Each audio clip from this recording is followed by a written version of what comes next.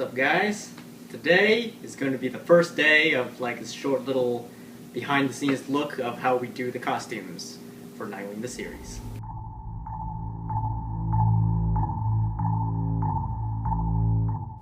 So today we're going to be getting a head cast of Danny and a body cast.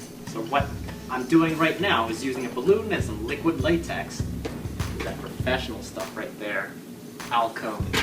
And I'm making a bald cap on a balloon so that it fits a lot better. And when we're done with this on the balloon, I'm going to peel it off using baby powder so it doesn't stick to itself, and then just stick it right on his head.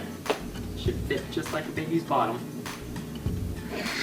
What I need you to do is take a good glob of the Vaseline and just spread it liberally all over the bald cap. Liberally? Yeah, do not skimp, because you don't want it to stick to the plaster. So you guys are probably wondering where we are right now. Like, hey, are we at some sort of professional place where Jeremy can make props, like a studio or like a workhouse or workshop or whatever? The answer is we're in Jeremy's living room. This is where Jeremy's family lives and spends most of their time. If you've ever had a broken bone or anything, this is what they use for your cast. Alright, for this part we need to work really fast because alginate sets quickly. This is alginate, water, you're gonna mix it. Ready? Be two things that we need to do. First, we need to get a cast of Danny's face, and then a cast of his body for the suit. The one for the face, we're using a product called alginate. And if you've ever been to the dentist and they need to get an impression of your teeth, that gooey stuff they put in your mouth, we're putting it on his face. We're making the plaster mold, the hard shell around the alginate, because the alginate is soft and flexible, so we want something rigid and strong to support it. So if you could feel this right now, it's really, really warm. Not so much so that Danny's gonna die, but I'm just saying, like, plaster gets warm when it sets. And that's like a key, crucial moment. Like, it'll get warm and then it'll cool down. Once it starts cooling down, that means it's getting to its, like, peak hardness. This is the hardest part, getting that off. Blow out through your mouth a bit. Move your face around. Move your eyebrows a bit. Oh my god, my eyes are super sensitive to the light. I feel like I was just born. I'm gonna kill you, Jeremy. Right now we are going to get a body cast of Danny, and we're going to use plaster.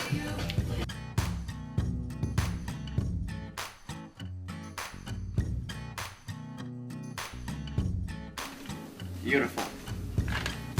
Alright, so I'm sitting here covered in Vaseline, alginate, and plaster.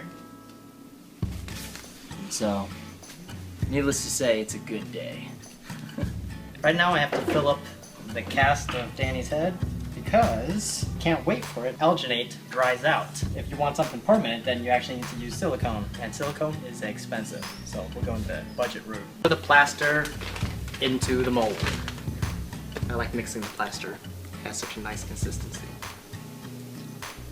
Alright, so we got the body cast from Danny's body, and I am using what they call sulfur-free plasticine. It's an oil clay, doesn't dry out, so I can work on it over the course of time. Right now, I am modeling the actual armor pieces. We molded the new mask completely out of clay this time around. We cast it in silicone, and overall it's pretty similar to the original, only this time it's custom fit for me. With the chest logo, we took the same approach as our mask and chest armor. We cut it from foam and then covered that with a carbon fiber sticker. We then cast it from polyurethane rubber. Once that was done curing, it gave the emblem an awesome carbon fiber finish. After we painted the emblem, it really gave the suit a more badass look. Overall, the final design of our suit was influenced by a few different resources. The first was the comic book version of Nightwing seen in the New 52 series. The second is the armor that Christian Bale wore in The Dark Knight. And the last is traditional tactical military gear. We covered each individual piece of armor in a special type of fabric to give the suit a more tactical Kevlar look. The undersuit was made from scratch by Jeremy out of 3 different types of fabric: spandex, spacer mesh, and a twill type fabric. The costume's finished and we can't wait to show it to you guys. We'll be revealing the final design soon, so stay tuned.